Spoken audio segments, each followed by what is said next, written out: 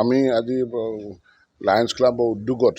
এইবাৰ অসমত যিটো বানপানী হৈছে সেই বানপানী পীড়িত ৰাইজক সাহায্যাৰ্থে ৰিলিফৰ কাৰণে আজি তেওঁলোকে গুৱাহাটী মহানগৰীৰ পৰা তেওঁলোকে আজি ইয়াতে যাত্ৰা আৰম্ভ কৰিছে আৰু সঁচাকৈ এইটো খুব আদৰণীয় কথা আদৰ্শনীয় যে লায়ন্স ক্লাব গুৱাহাটীয়ে আজি যিটো তেওঁলোকে পদক্ষেপ লৈছে যিটো অসমত যিটো ভয়ংকৰ বানপানী এবাৰ যিটো হৈছে আজি বহুত বছৰৰ মূৰত যিটো এইবাৰ অসমত যি ধৰণে বানপানী হৈছে ভাবিব নোৱাৰা অকল্পনীয় এইখিনিত ইতিমধ্যে ৩৮জনকৈ মানুহ আমাৰ এই বানপানীত এইবাৰ আমি হেৰুৱাবলগীয়া পৰিস্থিতি এটা সৃষ্টি হৈছে আজি লায়ন্স ক্লাবে এই মানুহখিনিক সহায়ৰ হাত যিটো আত্মজনক সহায়ৰ কাৰণে যিটো হাত আগবঢ়াইছে সঁচাকৈ আদৰণীয় আৰু মই অসম চৰকাৰ পৰিবহণ বিভাগৰ ফালৰ পৰা যিখিনি তেওঁলোকে যিখিনি ৰিলিফ মেটেৰিয়েলছ যিবিলাক যান বাহনে আৰু যিবিলাক ট্ৰান্সপৰ্টাৰ আছে যদি ৰিলিফৰ কাৰণে লৈ যায় সেই গাড়ীসমূহ সম্পূৰ্ণ আমি সহায়ৰ হাত আগবঢ়াম কোনো ধৰণৰ যাতে সমস্যাৰ সন্মুখীন নহয় তাৰ কাৰণে আমি সহায়ৰ আগবঢ়াম আজি মোকো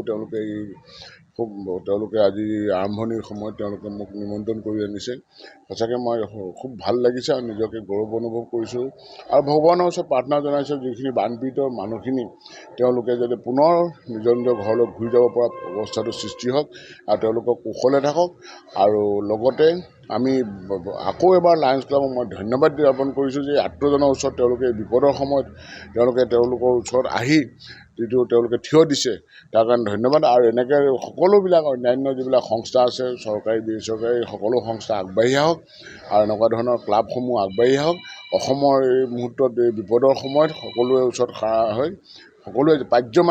সাহায্য প্ৰদান কৰক এতিয়াও আমি ৰাজ্যৰ কাৰণে যি কৰিব পাৰোঁ আমি যিমানটো আমাৰ সংস্থা কৰিব পাৰিব আমি কৰিম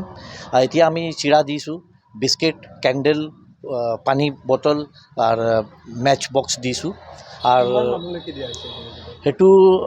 আমাৰ মতে ৩০০-৪০০ মানুহৰ কাৰণে যথেষ্ট হ'ব সেইটো বস্তুটো তাতকৈ বেছি হ'ব বাট আমি এভাৰেজ ধৰিছোঁ ৩০০-৪০০ মানুহ সেইটো বেনিফিট পাব তাৰপিছত আমি ছানডে আকৌ কৰিম সেইটো আমি দিগাৰু আপ টু পবিতৰা ভিতৰৰ পৰা যাইকে য'ত বানপানী হৈছে তাতে সব জেগাত আমি যাইকে আমি ৰাজ্যৰ কাৰণে যিমান পাৰিম আমি ভাল কাম কৰি থাকিম